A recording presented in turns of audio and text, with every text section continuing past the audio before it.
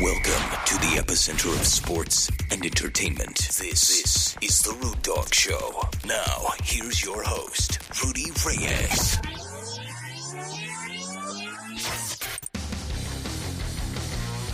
What's going on, everybody? Good afternoon, good evening, wherever you are. I'm Rudy Reyes. I am the host, the one and only Rudy Reyes on TheRudeDogShow.com, live on Coachella Valley, live on Twitter, live on LinkedIn, Facebook, you name it, I am on it. Thank you so much for tuning in. And you're probably wondering about my hat. You don't need to wonder about my hat. Don't look at my hat because everything else, it needs to be focused and centralized right here, right within the framework of where I'm sitting. So don't be afraid of the hat. This is an old school throwback. And I can't show you the back. Well, you would have to use your imagination on that one. Anyway, thank you for coming on to the show. I appreciate it. I needed to take a break, a hiatus, if you will. A very short one, but needless to say, it was needed. California is in a serious crunch for energy. So I'm not going to soak up as much energy as the sun is blazing in on the Central Valley, California. Thank you so much for tuning in. I appreciate it. Give me some comments, some love, ideas, things for future shows, anything you might have that would make what I do that much better, because the show is not necessarily just about me. It's about everybody else. It's about your input, your thoughts, your ideas, your concepts, anything that would help, again, make the show become that much better is what I am prepared to take into it. And I'm jotting down notes somewhere, wondering when the NFL season will be here. Oh, wait, that's Thursday night football. That's right. Football is back. And if anybody didn't know this, I am a Steelers fan. However, with that being said, I'm very objective. I call things as they are. I'm not going to sugarcoat anything, and I'm not going to make any excuses or apologize for my team or for my feelings in regards to how they laid an egg. Now, with that being said, they haven't touched the field yet. So where there's no field, you're not going to find an egg. And the only eggs you're looking for are the ones in your plate or ones in a hen house. So with that being said, thanks for tuning in. You know, Thursday Night Football is becoming more of a really, I would say a football-esque type of tradition, especially in people's houses. They've been missing the NFL for so long, looking to get the glory back in regards to the hits, the sacks, the touchdowns, the interceptions, and forced fumbles. And, of course, you get later on into the year with conference playoffs. Wild card playoffs, of course, Week 18 is certainly going to be an interesting one, and my team has yet to even remotely think about it, considering their the Switcho-Changeo Act, or as Coach Tomlin stated, the copy and paste was in play when Pickett was the third round, at least on paper, with a clerical error, as he stated, with Kenny Pickett as the third starting quarterback, and he's not. He's the second behind Mitch Trubisky, as you know, as they acquired during the offseason at $3 million, which is really a soft cap hit for Pittsburgh. And I would love to say that, thank you, Bill, for chiming in. I appreciate it. I had a great Labor Day weekend. Thank you. I hope you had a great one as well. And thank you, Miss Maria, for tuning in. Everybody knows who they are, and I certainly appreciate it. I hope you had a great Labor Day weekend as well, filled with nothing having to do with labor, but celebrating those that have came before us. And lay down the law in regards to what labor actually looks like. So my team and every other team, except for Thursday night's teams between the Los Angeles Rams and the Buffalo Bills, is a long way from Buffalo. I could tell you that right now. I would not want to play in Buffalo under winning conditions.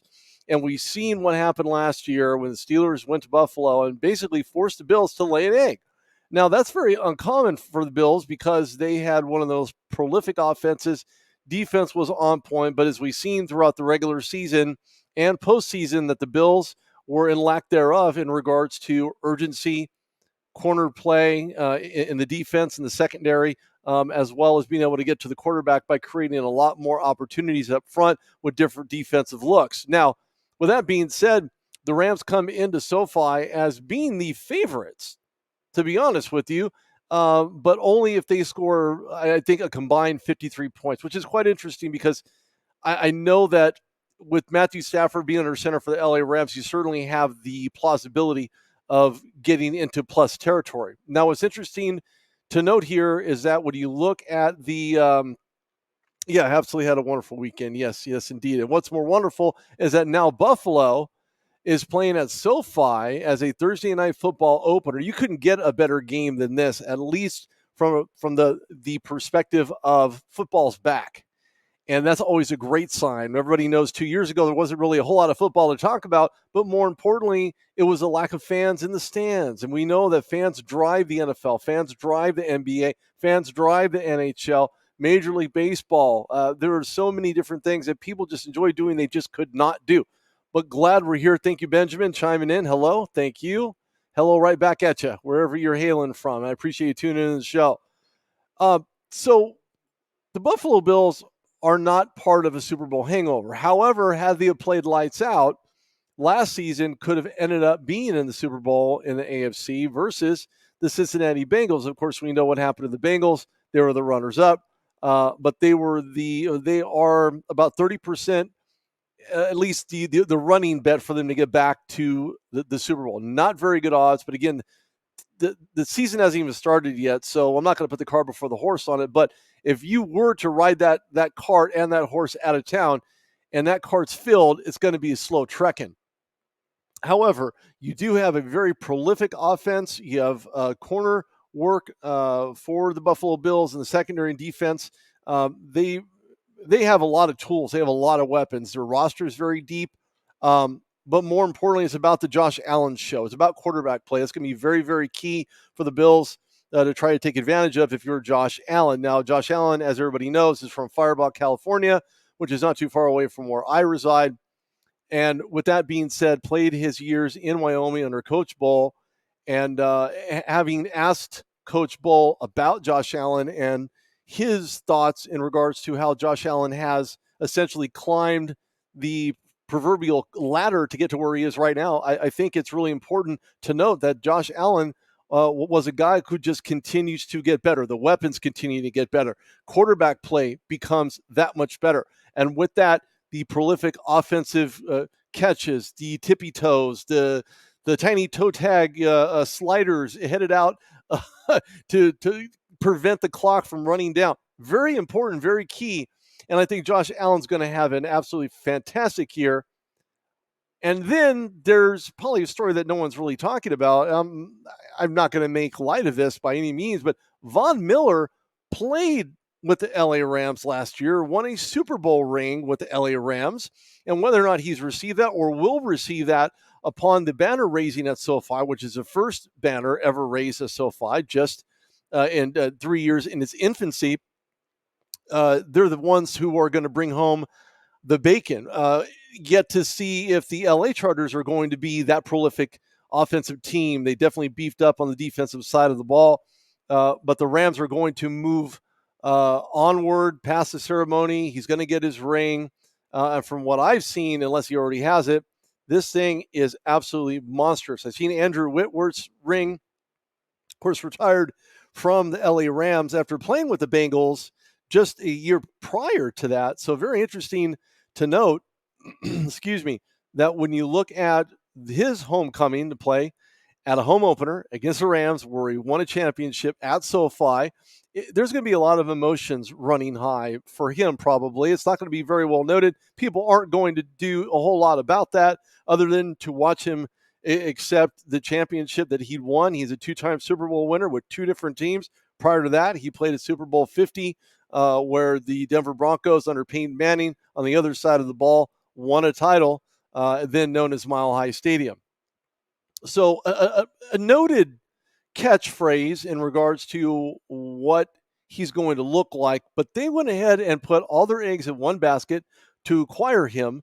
And I think more importantly, that's going to bolster the Buffalo Bills pass rush. You're going to have you're not going to have Tre'Davious White. He's not going to play a Thursday night, but you have Khalil Alam, who's been absolutely turning heads in training camp up to this point. And it looks pretty good, at least at this juncture, to know if the Bills are going to be able to do what they want to do against the LA Rams. Now, with that being said, they have the weapons to, I don't know, I would say outrule what Matthew Stafford and the Rams are going to do offensively. Don't forget they did lose some key pieces. I'm not going to say that OBJ was not he was an essential piece when they needed him to be, and he stepped up when he needed to be, and he needed to be exactly right where he wanted to be, which was in LA.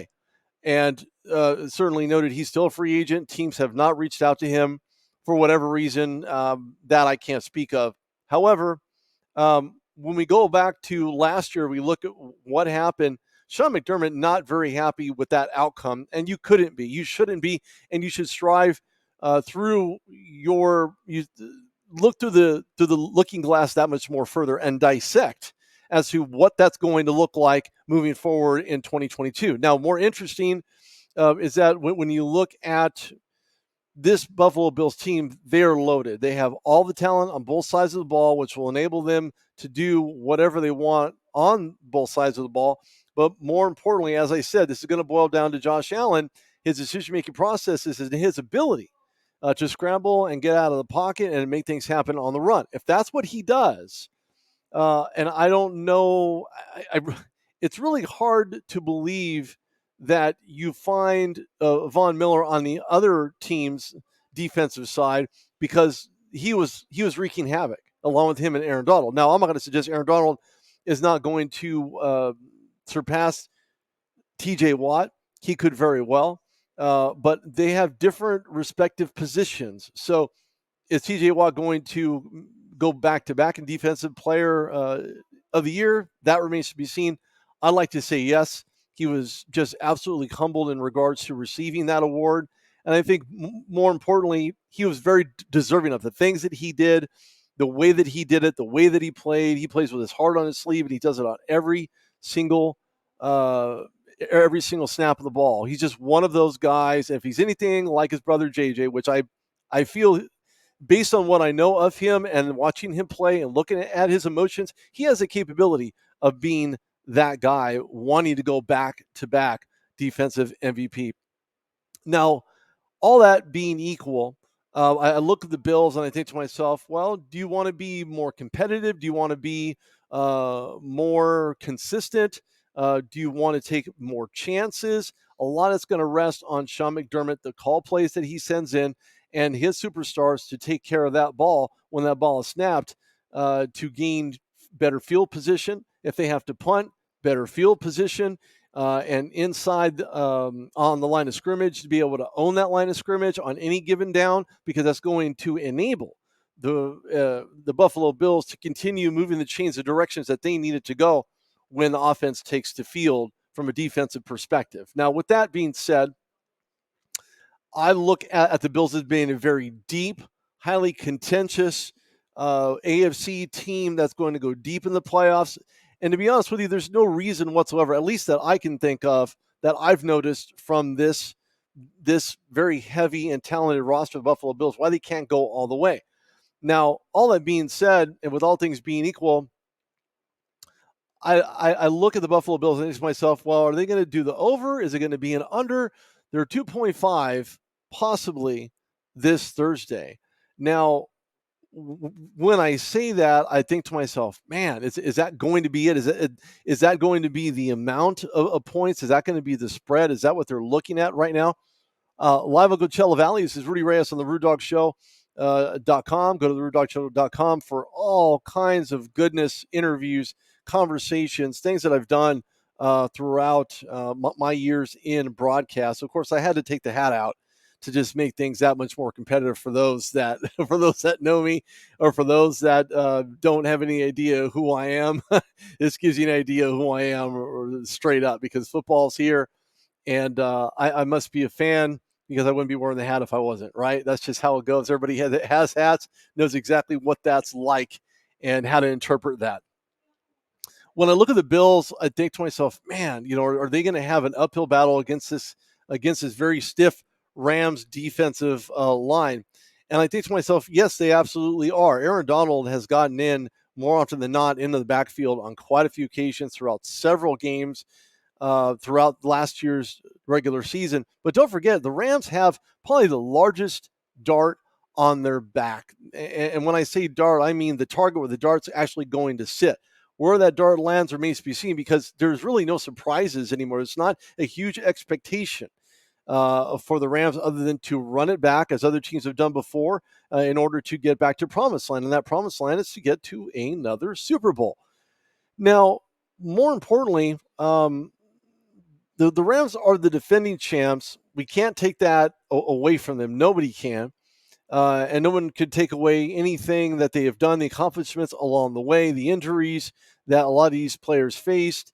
But more importantly, does this franchise have enough? Do they have the power to be able to get back as well as longevity and depth on the roster to get back to where they need to be, where they need to go? How do they need to get there? And when I look at the Rams, are they a little underrated? Yeah, probably. Do they play that to their advantage? They absolutely should be. And when I look at the expectations for the Rams, of course, everybody in Los Angeles is super hyped. Why? Because it's the first LA team to win a Super Bowl. Well, I think since, well, never.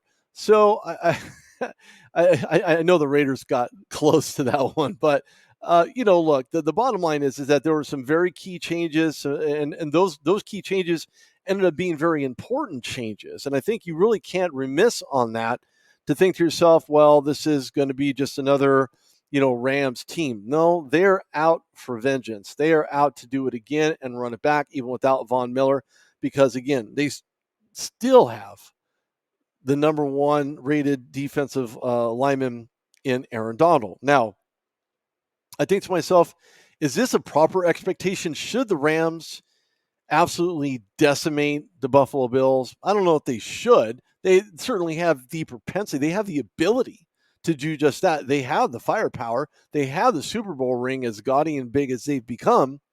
But more importantly, they have all pro quality guys around them. Matthew Stafford on the opposite side of the ball. They're basically on a collision course to get to where they need to be. When you're talking about health of the roster, there's only a few injuries. Matthew Stafford has an elbow. Health, he was out for a short period of time, but shouldn't prevent the Rams from getting back to the glory, which is another Super Bowl. Now, with that being said, no team has won back-to-back Super Bowls other than the New England Patriots. And oddly enough, when I look at this team, could Coach McVay have something up his sleeve in order to get this team back, to keep them motivated, to keep them focused on the prize and what they have to do and how they need to do it so that way they can repeat? Now, interestingly enough, between the 2018 and the 2021 NFL team, there's always an uphill battle. And those looks defensively, I mean, the Rams have no more secrets. I mean, they did everything they needed to do. They pulled out all the stops. They required some of the talent that they had ascertained last year, and they certainly have the capability of doing the very same thing with free agents that are certainly sitting outside saying, hello, I'm waiting for the call. I know I'm good for the Rams, and the Rams are good for me. But more importantly, the expectations for the Rams aren't, let's just run it back. It's a matter of how they're going to do it. What ways are they going to accomplish that on both sides of the ball? Special teams is always a factor. Punting is always a factor. You see a lot of punters on the market that have been with their respective teams for some time and ended up getting cut for various reasons. Maybe they want to just net more per punt. That remains to be seen. I do think that when you look at the offensive line for the Rams, they're thick, they're stout, and the only thing that could really basically stamp on the fact that Stafford's going to have to run in and out of the pocket, which we know he doesn't have the wheels to do, is by making sure that offensive line is sure enough so that way he can execute what he needs to execute, get those first downs, move the chains, get in a field goal position when a first down just can't do, or your third and short, you just can't convert. So you have to look at this and think to yourself, well, where's Cooper Kupp in all of this? NFL offensive MVP, Super Bowl MVP. Look, you're not going to miss a whole lot from Cooper Kupp because he's not going anywhere anytime soon. He just is that guy. Now, what's really interesting about this is that they're very, very deep offensively between if Kupp happens to go down, they have Van Jefferson. If that's an issue, Tutu Atwell, Ben Skornick, there's serious depth. Now, when you look at one former Ram in Von Miller, he's going to get on the edge. He's going to pursue. He's going to do it more often than not. He has one of the best moves that a defensive lineman can possibly have, with fantastic swim moves, some spins and swims. The guy's going to be all over you. So most importantly, when I look at the Rams of last year, they were fifth in total passing yards, 25th in rushing yards. They're tied for seventh in points, and in points against they were 15th. So it's not as if they were absolutely stellar in all facets of the game, because they weren't. But they needed to win, and what they did is win. And you have to win when you're in position to do so, and not take second place, not take runner-up, not be the one who wonders, well, what could have, should have, would have, had have been. No, we're doing it, and we're doing it now. We're doing it right. Now, when I look at Josh Allen's numbers from what he did last year, I mean, gosh, he had 17 games played. He only missed one game. Completed 409 passes out of 645 attempts. I mean, the guy is just absolutely golden. I mean, he knows where to throw the ball. He knows how to do it. And, of course, Mitch Trubisky, every game that he played now with Pittsburgh, won those starts. So it's not as if, of course, you have the split with Brian Daboll. He goes over to New York, and he's just one of those guys where you're thinking to yourself, man, what is this going to look like? Where you've seen it kind of happening in New York right now, when that offense for the Giants looks very similar and eerily similar to what Josh Allen ran under Brian Daboll as well while he was in Buffalo. And like I said, this team is absolutely loaded. But right now there are a couple health concerns for the Buffalo Bills and for the LA Rams, in that Quentin Morris, tight end, he's questionable. He went down September 4th. And then Daniel Hardy, a linebacker for the Rams, Van Jefferson, wide receiver. One's on IR. Jefferson's questionable. And when I look at the schedule, it doesn't really get a whole lot easier for the Rams. They take on the Chargers at home. Obviously, it's both of their houses, so they share a house. You have Houston, Cincinnati, Buffalo, Atlanta, Arizona, San Francisco, Dallas. That's a tough one. Carolina could be a potential tough one. San Francisco, interdivision game. Tampa Bay could be a lights out scenario for Kyler Murray if he decides to falter. Colt McCoy, I believe, is still there as their backup quarterback. New Orleans, Jameis Winston, does he look good enough? Is he going to be able to take the ball and literally just throw it instead of trying to run with it? Kansas City against Patrick Mahomes and that offense without Cheetah, but you still have a ton of weapons on that side of the ball against Seattle, Las Vegas, Green Bay, Denver, LA, Seattle. So again, this is divisional gameplay. The Rams' schedule is not going to be really super easy. But in preseason against LA for the first time, they won their first game. Against Houston, they lost that game. Cincinnati, they lost that game. Of course, that was a scuffle where Aaron Donald decided to use his helmet as a weapon. And that's a whole nother conversation for another show that I just will not have time for. And I've talked about this at length on my show quite a few times. This is Rudy Reyes on Coachella Valley. You can find me on Twitter, LinkedIn, Facebook, YouTube. I didn't mention YouTube Live as well here for just a little while longer. So the uphill battle for the Rams is certainly on the horizon. Buffalo decides to have their preseason game. They won their first two games, one against Indy, second one against Denver. Carolina, they lost that one. And their winning streak ended, I guess you want to call it, in a preseason matchup. But they have LA take on the Chargers, Tennessee, Miami, Baltimore. Then they take on Pittsburgh, Kansas City, Green Bay, Giants, Minnesota, Cleveland, Detroit, New England, New York, Miami, Chicago, Cincinnati, and New England. And I think to myself, a lot of these could be potential wins against New York, New England.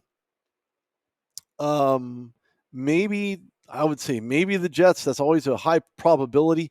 And I don't know if Zach Wilson's going to do any difference or any justice when he's under center, when he comes back from that injury that he sustained during preseason, the non-contact accident, in fact. Again, a lot of moving parts for Buffalo, moving parts for the Rams. It would not surprise me to see Buffalo come in to SoFi. And I know that the Rams want to protect their house as early and as often as humanly possible, especially when the Buffalo Bills are traveling from such uh, far ways away. Of course, weather in Buffalo, still the weather in Buffalo. It is a little getting chillier as the season goes on, especially in the holiday season. But LA is pretty sunny right now, baking at 100 plus degrees, and I'm in the armpit of California. So it's a little on the warm side, but Buffalo is going to have some pretty good playing conditions in a stadium that's only 3 years old. So uh, I don't know that the Rams are going to be able to win. I think it's going to be a very close game. I'm picking Buffalo as my upset pick to start off the season, being the season opener for both teams and the NFL season as well. But actual kickoff doesn't happen until September 11th, which is a Sunday, which is the following Sunday, I should say. Right now, it's leaning a little bit towards the LA Rams in regards to the winning percentage and what that actually could look like for them. But again, more importantly, this is really about where both of these teams stand. Are they going to be that good? Or are they going to be that bad? Who's going to show up? Who's not going to show up? Who should show up and ultimately not be there at all whatsoever? I think Buffalo has their work cut out for them, especially at SoFi. The Rams will be on hype alert. But again, they do have that target on their back. So again, it remains to be seen what Buffalo is going to look like with Josh Allen under center. I suspect from a quarterback perspective, I'm talking about both quarterbacks here. Josh Allen, I've seen him make extremely intelligent decisions, very few poor decisions, in my opinion, throughout his years in the NFL. Matthew Stafford, as you know, coming over from Detroit after being there for 14 years, found his Super Bowl ring in the first year he was with the Rams. I think more importantly, it's about keeping that momentum. Don't have a Super Bowl hangover. Grab some hair of the dog and move on and be that guy that had taken the Rams to such promised land that will enable them to do what they need to do, what they want to do. What will prevent them from doing that is by making costly errors on both sides of the ball. But again, these teams are so closely matched, it is really difficult to put a finger on who's actually going to win this one. But I'm picking Buffalo as the upset, as I said. And I say that because it's going to boil down to quarterback play. I know Matthew Stafford's got a great arm. I've seen him make a few more mistakes than I have Josh Allen during the regular season. So I'm picking Buffalo in this one. I don't know that it's going to be a real big blowout. I'm not going to even bother trying to predict the score because I know it's going to be high. It could be a combined 53 points. Maybe it will cover the spread. That I don't know. But I know it's going to be a fantastic game. And little food for thought. The last five for the Bills, they only had 2 out of 6 losses. Everything else was 1, which is actually extremely well. But the Rams on the other side of the coin, also 2 losses and 3 wins. So both these teams are evenly matched from winning and losing their last 5. But I think more importantly, again, this is going to boil down to quarterback play. Who's going to outcoach who? And that will depend on, again, who gets the ball, when they get the ball, how they execute, when that ball snapped, and ultimately who makes the least amount of mistakes. And that's what it boils down to. This is Rudy Reyes on the Rude Dog Show, CoachellaValley.com, YouTube, Facebook, LinkedIn. You name it, I'm on it. You can go to TheRudeDogShow.com where this show will be posted. So make sure you tune in for that one. I'll spread it like wildfire all over Twitter. Throw me a follow at Rude Dog Reyes. Go to YouTube, subscribe to the goodness that's on YouTube on my page. That's easy to find. Believe me. Just type in Rudy Reyes and you'll see interviews galore. I don't want to compete with that other Rudy Reyes, whoever that guy is. But make sure you check it out. Again, go to TheRudeDogShow.com. Throw me a follow. I appreciate you guys listening, tuning in. It's been a great show, great times. I appreciate the input. Thank you Benjamin, Maria, and Mr. Senso.